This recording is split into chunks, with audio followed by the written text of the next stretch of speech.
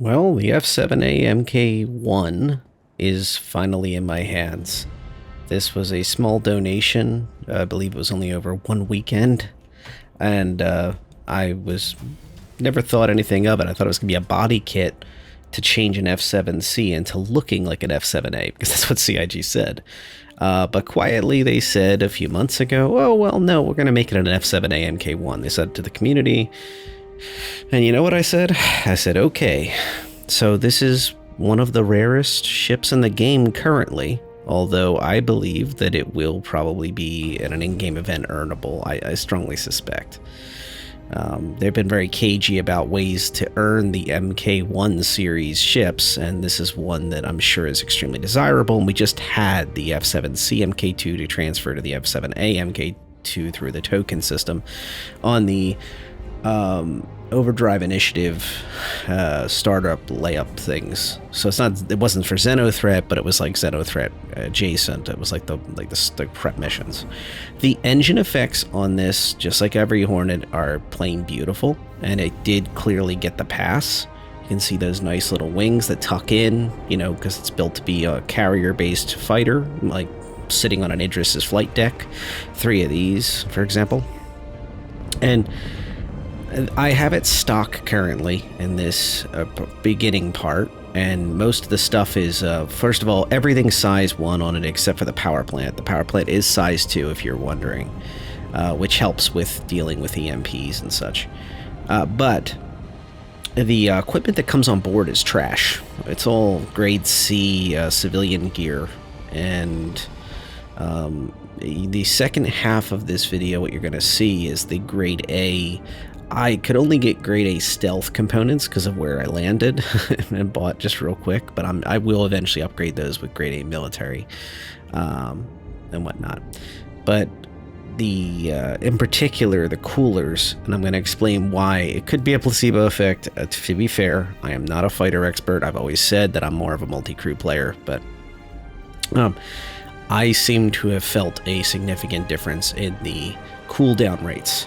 So both the ballistics on board and the laser systems have cooldowns. So there are 4 lasers on board, and you can see those 2 size 3s on the top turret, and you can see the ballistics on the sides of the wings.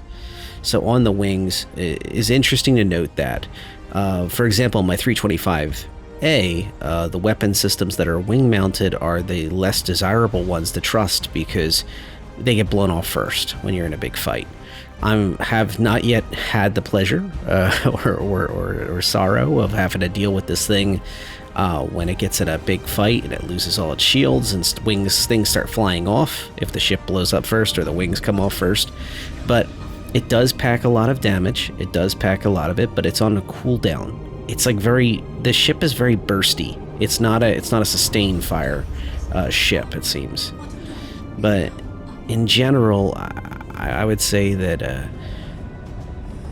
I like where it's going, and as a collector's piece, it's great, and as a fighting ship, it's not a slouch, but it's not going to be like, if you're expecting an F8C replacement, keep looking elsewhere.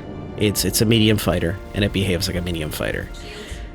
These are not the best test case, especially post master modes, but these prospectors are a good example of, like, when you have a bullet sponge, it can be rather painful to be sitting in a medium class fighter, even when it has up-tiered weapon systems for its size.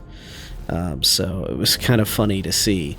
So, but the bigger thing I was fighting was myself. Dealing with that dang constantly overheating, constantly cooldowns on both weapon systems, and the size 1 missiles that you get 8 of are just worthless right now. I think I got 1 to hit during 2 different missions, and I was just relying heavily on my energy-based weapons and then occasionally the ballistics until they ran out of ammo.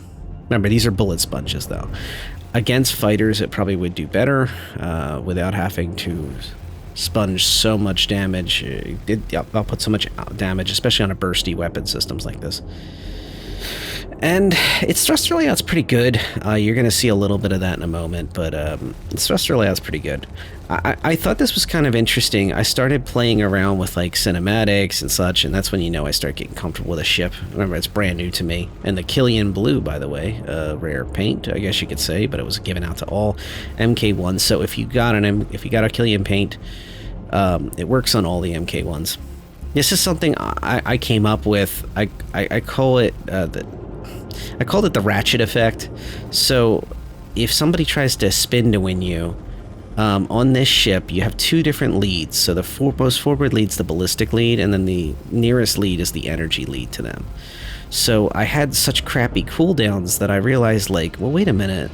If I just spin to win, what I can, and this is even post the cooler upgrades, but I can fire off to the one targeting lead, and then swap targeting leads while that other one's cooling down. So back off the ballistics, switch over to energy, and then energy start running out, I switch back to ballistics when they're ready to fire.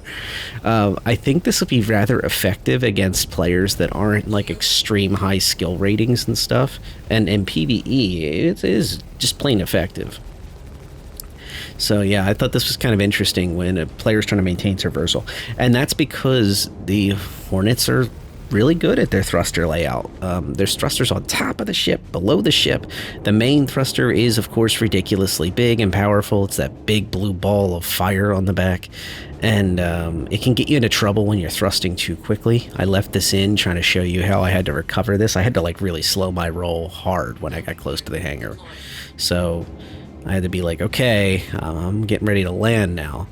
And the thing is so small, it kind of, yeah, it really tucks in nicely. I like the landing gears feel good on the skids. So like once you get close, like this, you can just kind of plop down. And I have complete confidence that it won't damage the vehicle. Again, that Killian Blue paint job is just kind of beautiful. And once again, that's every Mk1 can use that I know of can use it. I think I heard the Heartseeker is having trouble with paints. I don't know if all paints can be set up on it, and apparently it's like damaging the logo. Like the logo's invisible until you take the paint off again. So I'm sure that'll be worked out over time with whatever paints are valid. But every other one, these paints are looking really good on. So, where does this ship kind of go from here? Once again, I had to upgrade the components to... I had Stealth's components on here. And it doesn't have the biggest fuel tanks. It doesn't have the most shields. It does have the upgraded power plant. It does have a pretty good weapon layout. I would... in the future, I'm going to go through and try to do an F7A Mk1 versus an F7A Mk2 comparison video, but I think that's kind of missing the overall point. That's just more for just my interest and entertainment and having fun and sharing the ship with friends and stuff, letting them fly it. And this is more about like celebrating the UEE, celebrating the history of the game in general, if we're going to get meta. And I think that's what it's all about. I hope that everyone has the chance to fly this ship, and I hope you have the chance to own it if you want it. That's kind of where my thoughts are on it. I am grateful that I had the chance to take part in this. I am grateful that I'm still part of the project after all these years, part of the community. Thank you for checking it out with me. Don't forget to subscribe if you haven't already. Thank you to my long-term subscribers. And yeah, let me know your thoughts on the F7A Mk1. Quite an interesting little ship and a welcome surprise for ILW 2954/2024. Take care.